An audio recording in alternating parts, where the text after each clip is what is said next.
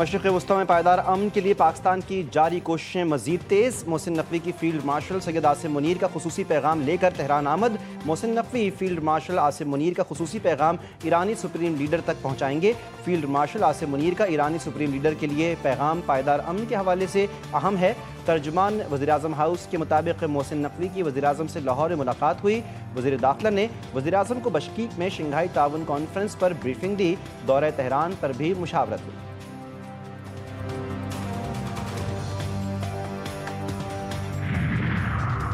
لبنان کو مذاکراتی مہرہ بنایا ہوتا تو امریکہ کے ساتھ معاہدہ بہت پہلے ہو جاتا۔ امریکہ سے مذاکرات میں لبنان کو مہرہ بنانے کے لیے لبنانی صدر کے بیان سے سفارتی کشیدگی میں اضافہ۔ ایکس پر اپنے بیان میں ایرانی وزیر خارجہ عباس عراقچی نے صدر جوزف اون کے الزامات کو مسترد کر دیا۔ کہا کہ لبنانی صدر کے بیان سے ایسا تاثر ملتا ہے جیسے ان کے ملک کے بعض علاقوں پر ایران کا قبضہ ہو۔ لبنانی شہریوں کی بے دخلی کا ذمہ دار ایران ہو یا ملک میں جاری حملوں کے پیچھے بھی ایران ہی کا ہاتھ ہو۔ جناب صدر لبنان کو اس کے حقیقی دشمن سے بچائیں۔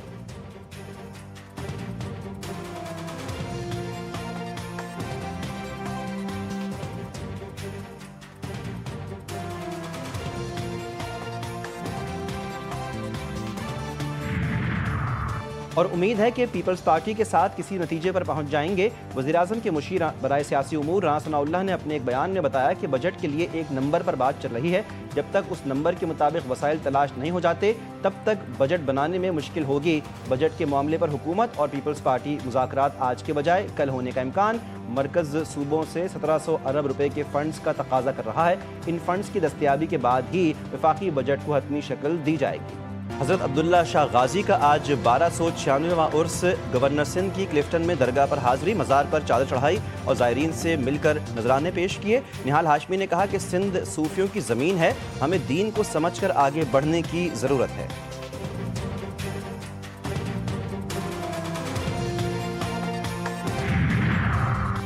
پاکستانی زائرین شدید پریشانی کا شکار۔ عراقی ایئر بیس کو خصوصی پروازوں کے لیے اجازت نہیں ملی۔ آپریٹرز کے مطابق ہر سال محرم الحرام میں 25-30 ہزار پاکستانی زائرین عراق کا رخ کرتے ہیں۔ پاکستان سول ایویشن اتھارٹی کی جانب سے اجازت نہ ملنے سے زائرین کو مالی نقصان کا خدشہ ہے۔ جنگ بندی کے باوجود اسرائیل کے فلسطین اور لبنان پر حملے جاری۔ مقبوضہ مغربی کنارے میں کار پر حملے میں 7 ماہ کا بچہ شہید۔ جنوبی لبنان میں اسرائیلی حملوں میں طبی کارکن سمیت 5 افراد شہید ہو گئے۔ حماس کا اسرائیلی جرائم روکنے کے لیے عالمی برادری سے دباؤ ڈالنے کا مطالبہ۔ بھارتی فوج کے گولڈن ٹیمپل پر حملے کو 42 برس مکمل۔ سکھ آج بھی انصاف کے منتظر۔ آپریشن بلیو اسٹار کے دوران ہزاروں نہتے مرد، خواتین، بزرگ اور بچے بھارتی فوج کی صفاقانہ کارروائیوں کا نشانہ بنے تھے۔ کوئٹہ کے سول اسپتال میں لیڈی ڈاکٹر پر تیزاب گردی، ملزم فرار ہونے کی کوشش میں پولیس مقابلے میں ہلاک۔ ملزم ہمایوں شاہ اسپتال میں لفٹ آپریٹر تھا، جسے سی سی ٹی وی فوٹیج میں لیڈی ڈاکٹر مہنور ناصر پر تیزاب پھینکتے دیکھا جا سکتا ہے۔ حملے میں ڈاکٹر مہنور شدید زخمی ہو گئیں، جنہیں فوری طور پر نجی اسپتال منتقل کیا گیا تھا۔ انہیں ایئر ایمبولینس کے ذریعے کراچی منتقل کیا گیا۔ ملزم تیزاب پھینک کر موقع سے فرار ہو گیا تھا۔ پولیس کے مطابق ملزم فرار ہونے کی کوشش میں سریاب روڈ کے بس اسٹینڈ پہنچا، جہاں ملزم نے گرفتاری سے بچنے کے لیے اہلکاروں پر فائرنگ کی۔ جوابی فائرنگ میں ملزم ہلاک ہو گیا۔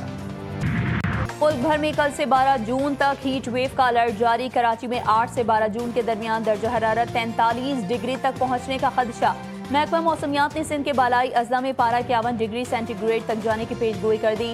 ملک کے مختلف علاقوں میں معمول سے 4 سے 7 ڈگری زیادہ درجہ حرارت متوقع ہے۔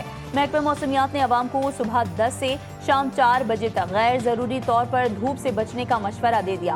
شدید گرمی کے باعث بچوں، خواتین اور بزرگوں کو احتیاط برتنے کی ہدایت کی ہے۔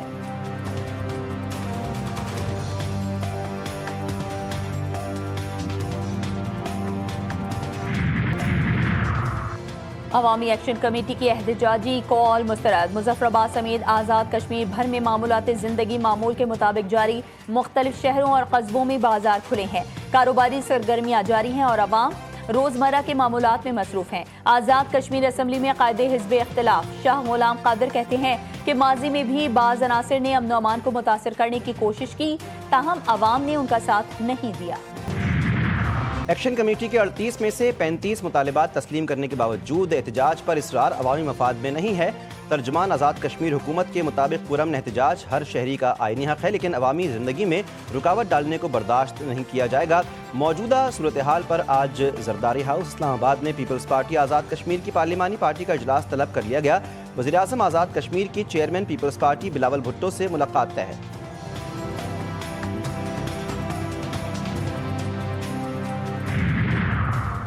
سری نگر سے کشمیری نوجوان کا پاکستان اور عسکری قیادت کے ساتھ اظہار یکجہتی۔ ویڈیو پیغام میں آزاد کشمیر کی ایک تنظیم پر تنقید کرتے ہوئے اسے خطے کے امن کے لیے منفی کردار کا حامل قرار دیا۔ نوجوان نے کہا کہ کشمیر میں امن اور استحکام کے لیے قانون نافذ کرنے والے اداروں کے اقدامات کو سراہا جانا چاہیے۔ گرفتار خوارجی عمر الدین عرف جذبہ کا اعترافی بیان، فتنہ الخوارج کا گمراہ کن بیانیہ بے نقاب۔ خوارجی عمر نے بتایا کہ اس نے گزشتہ برس ٹی ٹی پی میں شمولیت اختیار کی۔ تمام خوارجی کمانڈروں کے ساتھ 60 سے 70 افغانی ہیں۔ خوارجی کا شادی خیل حملے اور کوئٹہ خوار دھماکے میں ملوث ہونے کا اعتراف۔ 7 پولیس اہلکار رمضان المبارک میں حملوں کے دوران شہید ہوئے۔ خوارجی کے مطابق یہ دہشت گرد منشیات کے عادی اور لڑکوں کے ساتھ غیر اخلاقی حرکات میں ملوث ہیں۔ خوارجی کمانڈر شریعت کے نفاذ اور جہاد کے نام پر نوجوانوں کو ورغلاتے ہیں۔ فتنہ الخوارج کو افغانستان میں موجود خوارجی کمانڈروں سے مالی معاونت حاصل ہوتی ہے۔ جنگ بندی یا پھر امریکہ کا ڈرامہ، امریکہ کے ایران پر حملے جاری۔ امریکہ نے ایرانی ساحل کی نگرانی کرنے والے ریڈار مرکز کو نشانہ بنا ڈالا۔ جواب میں ایرانی پاسداران انقلاب نے کویت اور بحرین کی طرف میزائل داغ دیے۔ آبدہ ہرمز کے قریب امریکی بحری جہازوں کی موجودگی پر وارننگ فائر۔ اگر امریکی کارروائیاں جاری رہیں تو آبدہ ہرمز مکمل طور پر بند کی جا سکتی ہے، پاسداران انقلاب کی دھمکی۔ تعریف وہ جانی دشمن کرے، ٹرمپ کے مطابق ایران نے جنگ بندی کے لیے ڈیل پر اتفاق نہیں کیا۔ ایران نے اتفاق اس لیے نہیں کیا کیونکہ وہ طاقتور اور غیور ہیں۔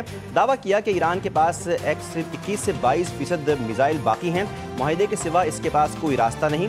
مزید دعویٰ کیا کہ ایران وہ اقدامات کرنے پر مجبور ہوگا جن کا اس نے کبھی تصور نہیں کیا۔ میری انتظامیہ کو ایران کے معاملے پر زبردست کامیابی حاصل ہو رہی ہے، ایران کو جوہری ہتھیار نہیں رکھنے دیں گے۔ ٹرمپ اور ایرانی سپریم لیڈر مجتبیٰ خامنائی میں کبھی ملاقات نہیں ہوگی۔ ٹرمپ خیالوں کی دنیا میں رہ رہے ہیں۔ ایران کا دو ٹوک موقف، وزیر خارجہ باز راغچی کا بیان، بولے جنگ نہیں چاہتے لیکن جارحیت ہوئی تو ضرور جواب دیں گے۔ ہمسائے ممالک میں امریکی اڈے نہ ہوتے تو حملوں کی نوبت ہی نہ آتی۔ سعودی عرب خطے کا بڑا ملک اور اہم کھلاڑی ہے۔ ایران سعودی عرب مل کر خطے میں امن، استحکام اور ترقی لا سکتے ہیں۔